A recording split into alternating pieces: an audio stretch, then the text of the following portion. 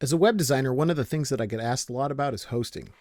So I realized that if you've never had a website before, you're new to this whole thing, you may not even understand what hosting is. I just wanted to take a few minutes to kind of fill you in on some of the high level stuff, just so you can be a little more informed if you have to make a decision. So what is web hosting? So essentially you are renting space on a server, and that server does a few things. So the server stores the files that make up your website. So if you have a picture of a cat or a picture of your product or a video, perhaps, that file is going to reside on the server. And then when a visitor visits your site, the server is going to send that file to the visitor's web browser. The server may also run a website application or content management system like WordPress. So I build all my sites in WordPress, and that is an application that runs on the server using Linux. So there are several different price points, several different options for hosting. And those are going to vary depending on your needs. So here we go. The first one is shared hosting. So it is the most economical option. And what they've done is they've crammed a whole bunch of websites onto one server. So those resources, so the disk space, the processor cores, the memory, are shared by all the sites. So if there's a traffic spike that occurs, then resources might be in short supply. And perhaps that spike happens on another website that you have no control over. That can have an effect on your website. So if there's not enough resources, then your site may run very slowly or it might crash. And because you have multiple sites on one server, it can be more difficult to ensure security. So I've heard it likened unto living in an apartment complex. And let's just say that there are certain resources, the parking lot and the laundry room, which are shared. So you have to come home early and get your parking spot because, if you don't, then there might be no parking spots left and you might have to park on the street and end up with a ticket. You want to do your laundry. You got to make sure you get there soon because there could be somebody else using the laundry. It can be frustrating. Also, if the guy next door to you doesn't lock his door and somebody wants to break into his house, then they might be able to break in yours because you share a balcony with that person. So shared hosting is great if you need to host something that doesn't have a lot of traffic. I talk about those resource problems. If you get a decent shared hosting plan, if you're dealing with, even 10,000, 20,000 visitors a month, it's not going to be a big problem. If you go with a very cheap shared hosting package, that may not be the case rather. The next we have is virtual private server.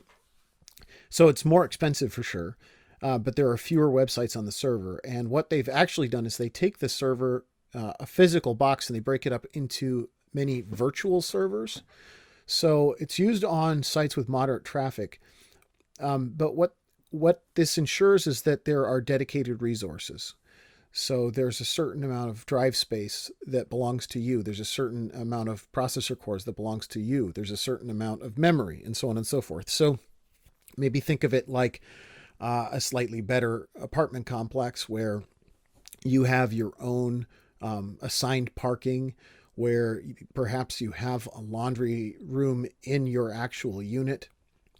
You're not required to share those, subject to availability with your neighbors.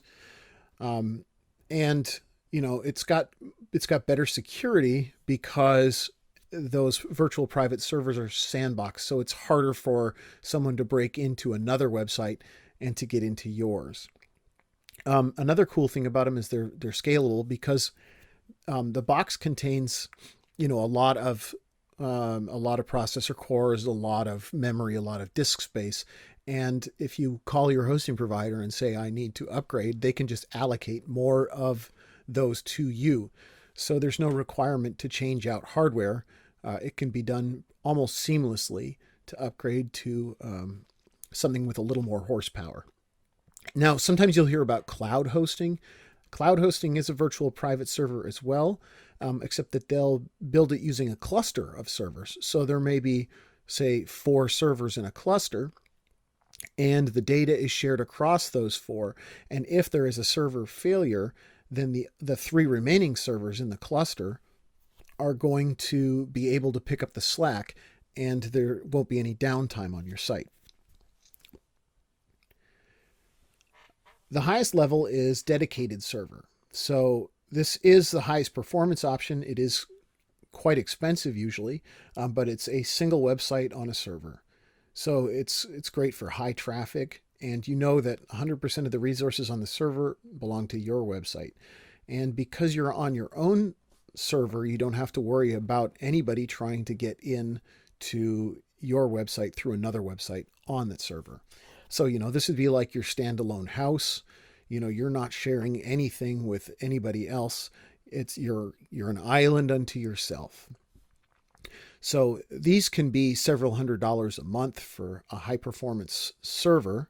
But if you're an online business that is going to lose thousands of dollars an hour if your website goes down, or if it runs slowly is going to lose money, then spending a few $100s a month on a dedicated server may be a no-brainer.